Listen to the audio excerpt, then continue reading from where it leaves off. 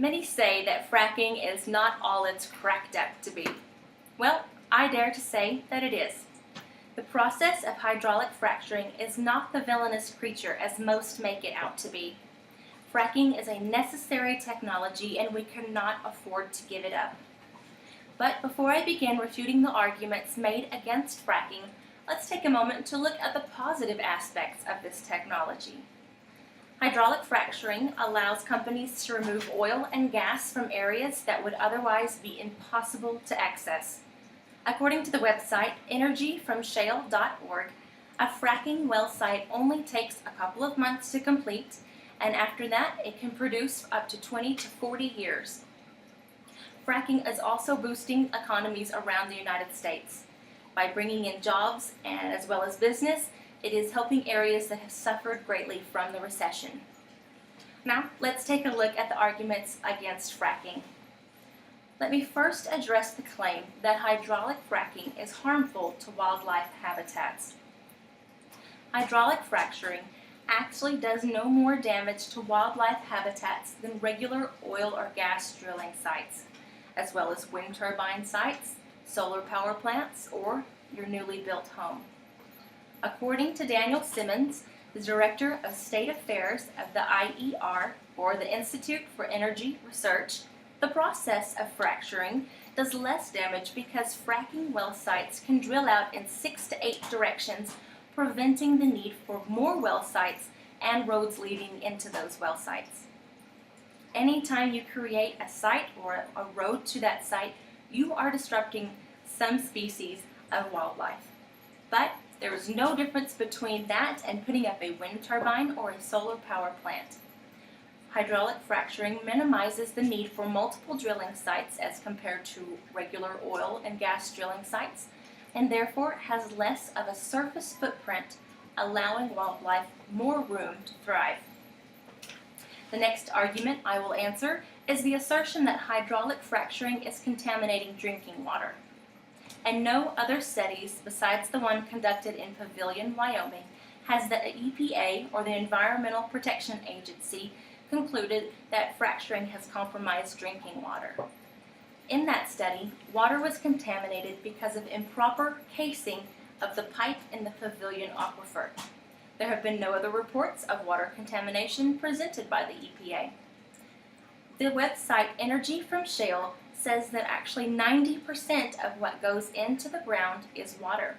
Another 9.5% is sand, and the other 0.5% are chemical additives that can be found in household items like table salt, household cleaners, cosmetics, detergent, deodorant, and even ice cream.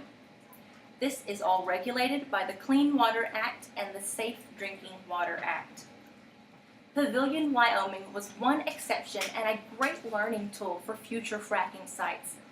The water mixture being injected into the ground is not as villainous as it is being made out to be.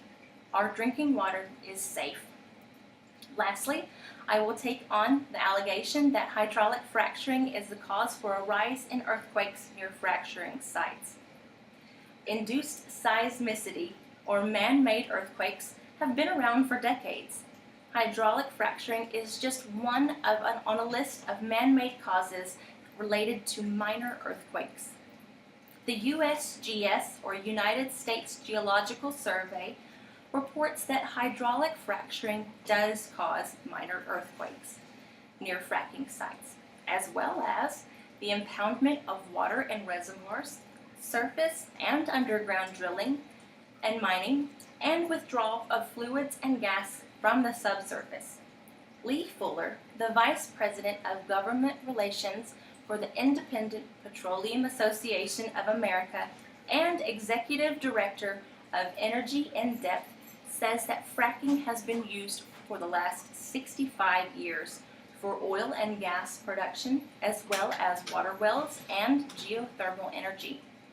In an article on Cleveland.com, Mark Bruce of the Ohio Department of Natural Resources says that fracking sites in Ohio employ seismic testing done on-site in real time. If they see anything above a 1 on the Richter scale, their policy will require them to stop.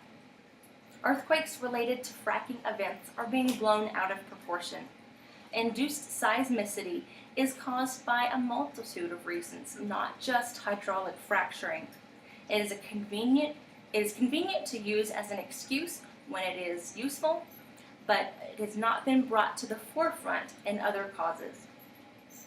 Putting an end to hydraulic fracturing is not an option. With our world and our economy as unstable as it is, the United States needs to have its own resources to rely on. Advances in hydraulic fracturing are happening every day. GasFrac recently won the 2014 Edison Award for the Energy and Sustainability Commercial Resource Management category. They are working to eliminate the need for water at all at the fracking site, according to their website. The arguments against fracking don't allow all of the information to be presented. Fracking reduces the surface footprint of drilling sites by cutting the number of sites down. Water contamination is a one-case deal, and man-made earthquakes are caused for various reasons and should not single out fracking as the number one and only source. Proper procedures and regulations will keep communities safe for years to come. The option and availability to frack is a technology we can't afford to lose. We could not let go of this viable resource. Thank you.